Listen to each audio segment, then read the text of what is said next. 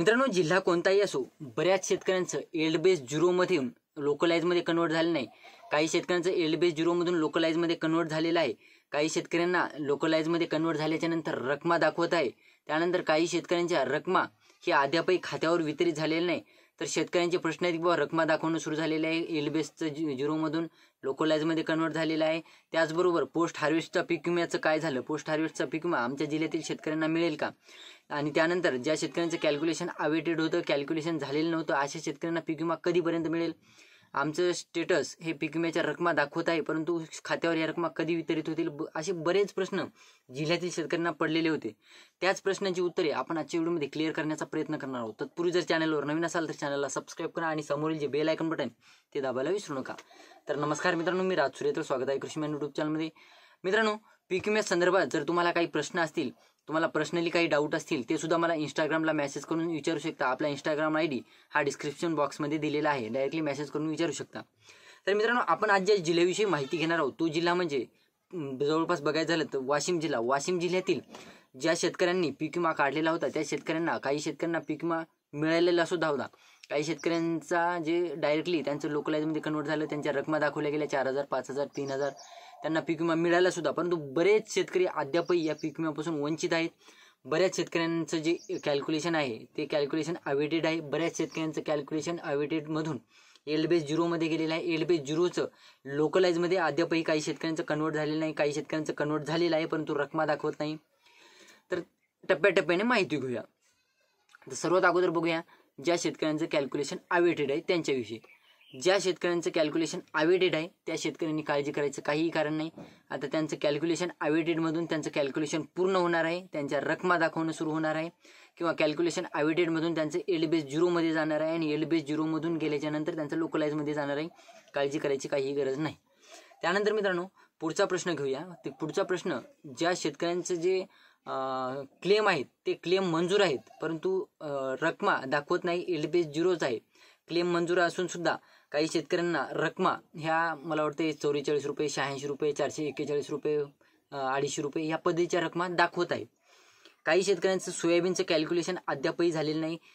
बाकी इतर पिकांचं, तूर वगैरे पिकांचं कॅल्क्युलेशन झालेलं आहे. 400-500 रुपये रकमा दाखवत आहे.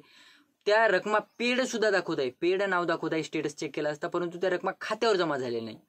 तर त्या खात्यावर जमा झाल्याचं पेड दाखवत आहे पण खात्यावर जमा झाल्याचं कारण म्हणजे मित्रांनो, अद्यापही वाशिम जिल्ह्यात पीक विमा वाटप सुरू झालेलं नाही. पाठीमागं झालं होतं, ज्या शेतकऱ्यांना वितरित झाला त्या शेतकऱ्यांना वितरित झाला, परंतु मध्यंतरी हे पीक विमा वाटप थांबवण्यात आलेलं होतं. तर बघायला झालं मित्रांनो, वाशिम जिल्ह्यातील शेतकऱ्यांना जवळपास 159 कोटी 82 लाख रुपयांचा निधी मंजूर आहे, ज्या अंतर्गत शेतकऱ्यांना या रकमा वितरित होणं सुरू आहे. तर बघायला झालं मित्रांनो, आता पुढचा प्रश्न घेऊया.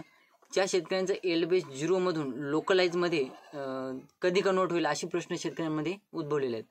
मी वारंवार कमेंटच्या माध्यमातून, व्हिडिओच्या माध्यमातून हेच सांगतो की एल्ड बेस झिरो दाखवत असेल, क्लेम मंजूर असेल तर काळजी करू नका, थोडासा वेळ लागेल परंतु तुम्हाला पीक विमा मिळेल. ज्या शेतकऱ्यांचं एल्ड बेस झिरोमधून, ज्या शेतकऱ्यांचं लोकलाइजमध्ये झालेलं आहे परंतु रकमा सुद्धा दाखवत आहेत, परंतु रकमा ह्या खात्यावर कधी जमा होतील असे प्रश्न काही शेतकऱ्यांचे पडलेले आहेत. इंस्टाग्रामला सुद्धा मेसेज आलेले आहेत, बऱ्याच शेतकऱ्यांचे कमेंटमध्ये सुद्धा मेसेज आलेले आहेत, कमेंट सुद्धा आलेले आहेत. तर तुमच्या जर रकमा दाखवत असेल लोकलाइजमध्ये 4,000, 5,000 काहीतरी रकमा आहेत, त्या रकमा दाखवत असतील तर त्या खात्यावर कधीपर्यंत वितरित होतील असे प्रश्न शेतकऱ्यांमध्ये उद्भवलेले आहेत. तर तुमच्या रकमा कॅल्क्युलेशन झाले असतील, रकमा दाखवत असेल तर तुमच्या रकमा या जेव्हा तुमचा UTR नंबर जनरेट होईल तेव्हा तुमच्या रकमा तुमच्या खात्यावर वितरित होतील. UTR नंबर जनरेट झाल्याशिवाय या रकमा खात्यावर येत नसतात, ही गोष्ट लक्षात ठेवा. आता याच्यात सुद्धा एक प्रश्न आहे किंवा UTR नंबर कधीपर्यंत जनरेट होतो. म्हणजे रकमा तर दाखवणं सुरू झाली 2 ते 4 दिवसापासून, परंतु UTR नंबर अद्यापही जनरेट झाला नाही, कधीपर्यंत तो. खरं तर मित्रांनो, UTR नंबर हा 48 तासात जनरेट होत असतो, परंतु आता पीक विमा वाटप सुरू आहे, परंतु पीक विमा वाटप थांबवण्यात सुद्धा आलेलं आहे.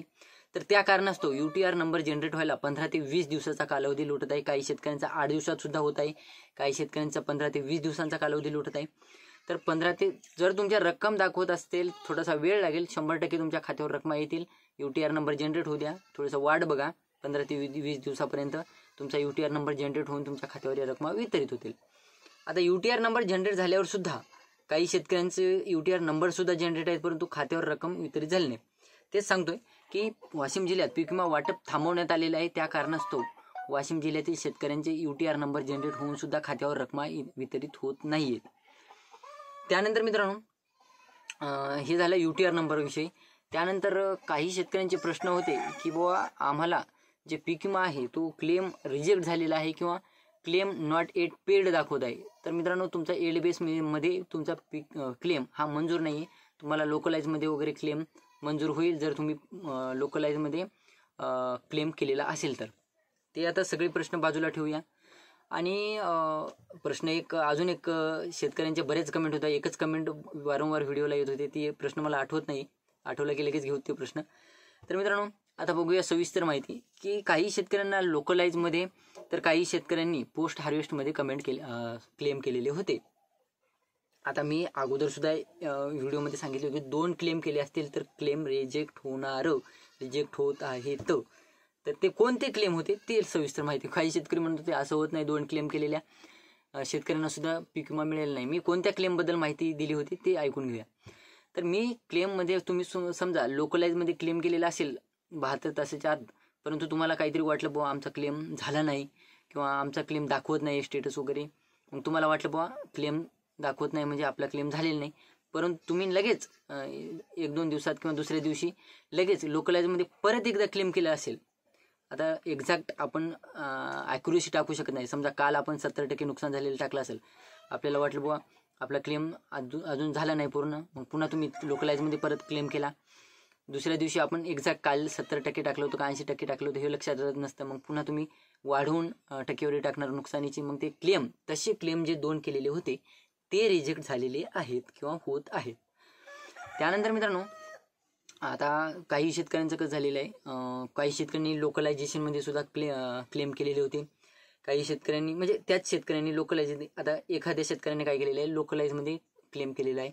नंतर त्याच शेतकऱ्यांनी काय केलेलं आहे हा पोस्ट हार्वेस्टमध्ये सुद्धा क्लेम केलेले आहेत. आता त्यांचं काय झालेलं आहे सांगतो. ज्या शेतकऱ्यांनी 2 क्लेम केलेले आहे लोकलाइज पोस्ट हार्वेस्ट या 2 घटकांतर्गत ज्या शेतकऱ्यांनी क्लेम केलेले आहेत त्या शेतकऱ्यांना लोकलाइजमध्ये तुटपुंजी रकमा वितरित झालेल्या आहेत, कमी रकमा वितरित झालेल्या आहेत. त्या शेतकऱ्यांना लोकलायझेशनमध्ये कमी रकमा वितरित झाल्या कारणास्तव त्यांना येणारी रक्कम ती पोस्ट हार्वेस्टमध्ये नक्की मिळणार आहे.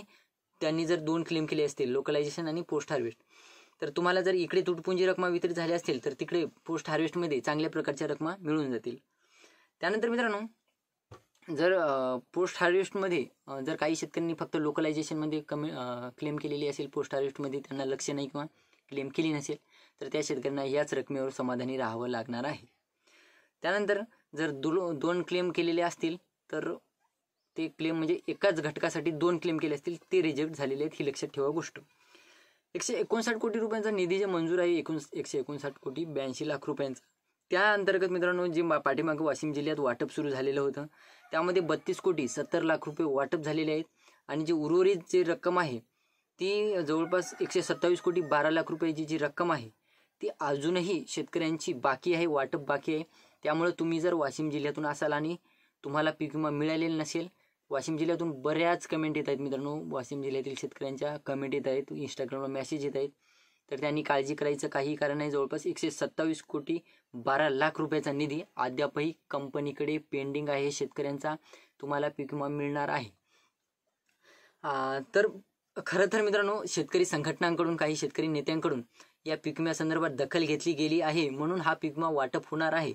तर तुम्ही जर निष्काळजीपणा केला असेल, आम्हाला पीक विमा आला नाही असं फक्त विचार करत बसले असतात, तर तुम्ही जवळपास 127 कोटी 12 लाख रुपयांचा निधी हा कंपनीसाठी सोडून दिला असता, कंपनीनं गिळून घेतला असता तुमचा निधी आणि तुम्ही नंतर कंपनी पळून गेली असती किंवा काही झालं असतं किंवा कंपनीचे जे आता पीक विम्यामध्ये जे बदल झालेले आहेत त्या अंतर्गत कंपनीने साईड मारली असती, तर तुम्हाला हे 127 कोटी रुपये तुम्ही जस्ट कंपनीच्या झोळीमध्ये टाकून दिलेले असते मित्रांनो. तर काही शेतकरी संघटनांकडून म्हणा, काही शेतकरी नेत्यांकडून म्हणा या पीक विम्यासंदर्भात वारंवार हालचाली सुरू आहेत. त्या कारणास्तव हा पीक विमा शेतकऱ्यांच्या खात्यावर 20 मे नंतर वाटप होण्याचे चान्सेस आहेत. तर मित्रांनो एकंदरीत बघायचं झालं तर शेतकरी होते 2,27,150 शेतकरी हे वाशिम जिल्ह्यातून पीक विम्यासाठी पात्र होते. तर त्या शेतकऱ्यांना हा पीक विमा वाटप होणार आहे. तर बरेच प्रश्न आपण घेतलेले आहे, व्हिडिओ फार मोठा होत चाललेला आहे मित्रांनो, अद्यापही बरेच प्रश्न आहेत. ते प्रश्न आपण पुढील व्हिडिओमध्ये घेण्याचा प्रयत्न करूया. तुमच्या मनात सुद्धा काही प्रश्न असतील तर मला इंस्टाग्रामला मेसेज करून विचारू शकता, कमेंट बॉक्समध्ये विचारू शकता. आणि हा व्हिडिओ जर आवडला असेल तर लाईक करू शकता, चॅनलला सबस्क्राईब करा आणि जास्तीत जास्त शेतकऱ्यांपर्यंत पोहोचवण्याचा प्रयत्न करा. धन्यवाद.